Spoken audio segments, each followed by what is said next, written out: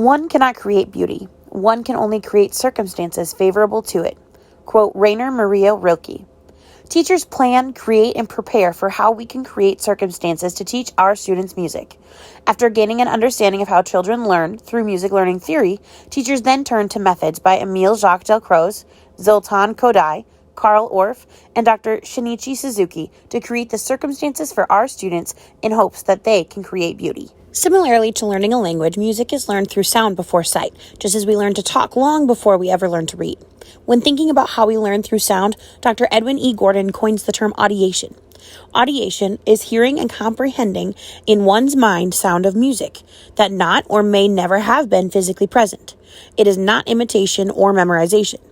Once students have started learning music, there needs to be direction from the teachers, and that's where sequential learning comes into play.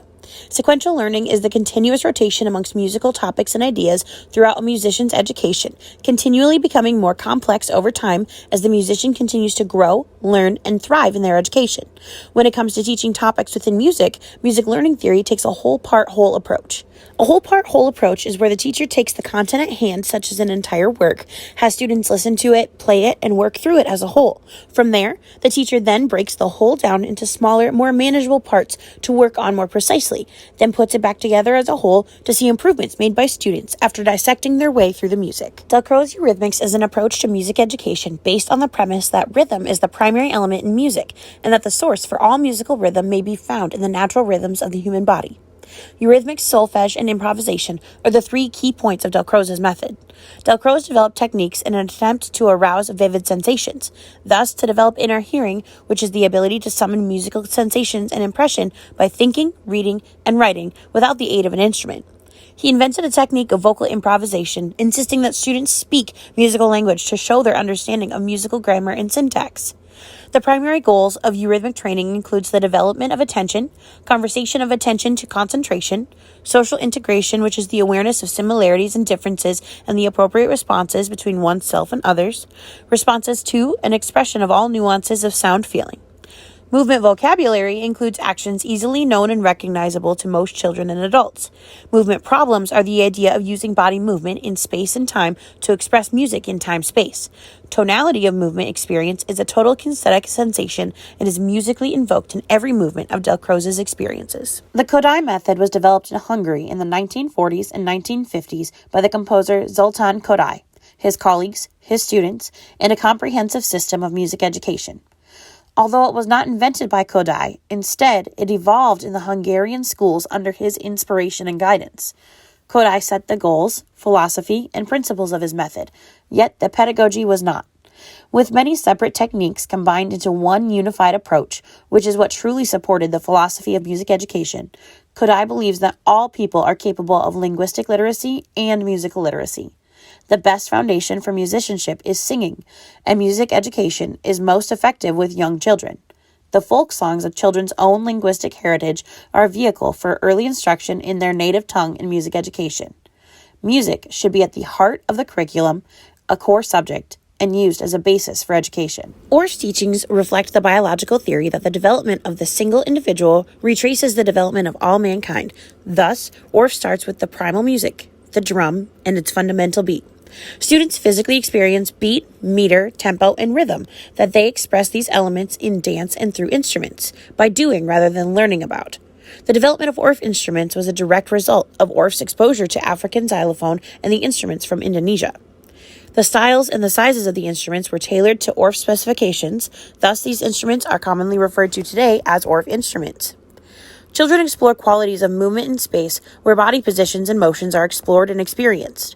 The exploration of sound begins with environmental sounds and unorganized sounds, such as wind chimes on a porch, a cat meowing, or the waves of the ocean. From unorganized sound, students move to understanding organized sounds, such as drum beats, tapping of the pencil on a table, and whatnot. Exploration in children comes from the form of play, with the experimentation with different sound qualities. The exploration of form occurs simultaneously with the exploration of space and sound, as movements are organized first into patterns and then into dance. The oldest form of learning is imitation, and imitation is used as a model for creativity. As the ability to imitate grows, there is less need for a teacher, as the children will demonstrate more independence as they solve their own problems. The ensemble community is the major goal of the Orff Schulwerk, and the individual is the most important when he or she is playing as part of the group.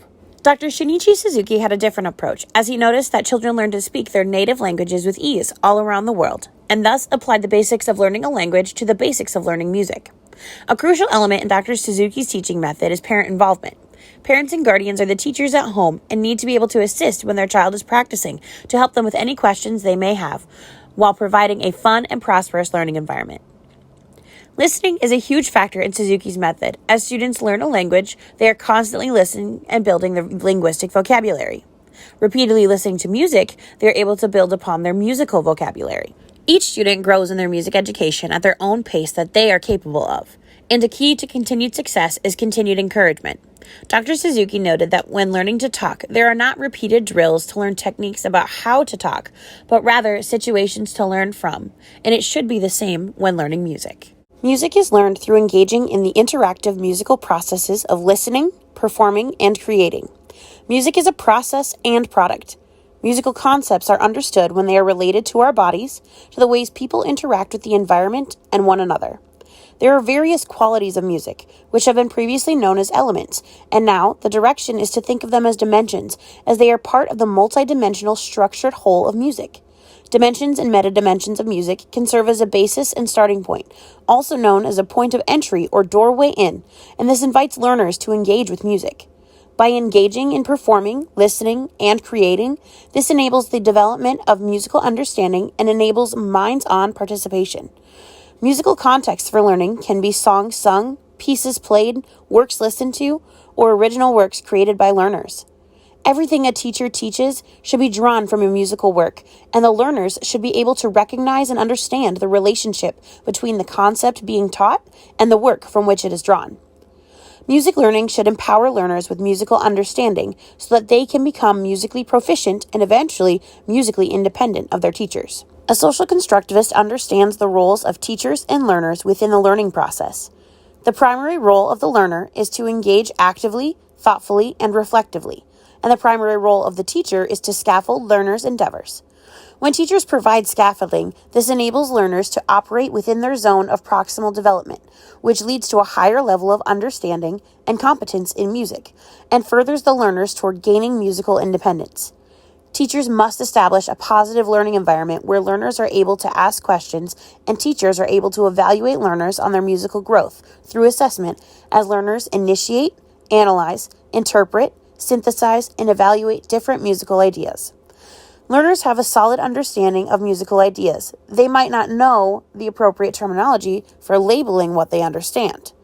Teachers must provide opportunity for students to express what they comprehend musically through physical and visual representations, such as gestures, body movement, or graphic representation. The primary role of the learner is to learn by engaging in learning experiences and construct their own understanding. When it comes to lesson planning, teachers should have learners solving real-life musical problems. Learners will then actively be solving problems using the same thought process and procedures that real musicians use. Learners widen and deepen understanding of music through engagement in musical experiences, then considering that experience through the lens of various dimensions and metadimensions within music.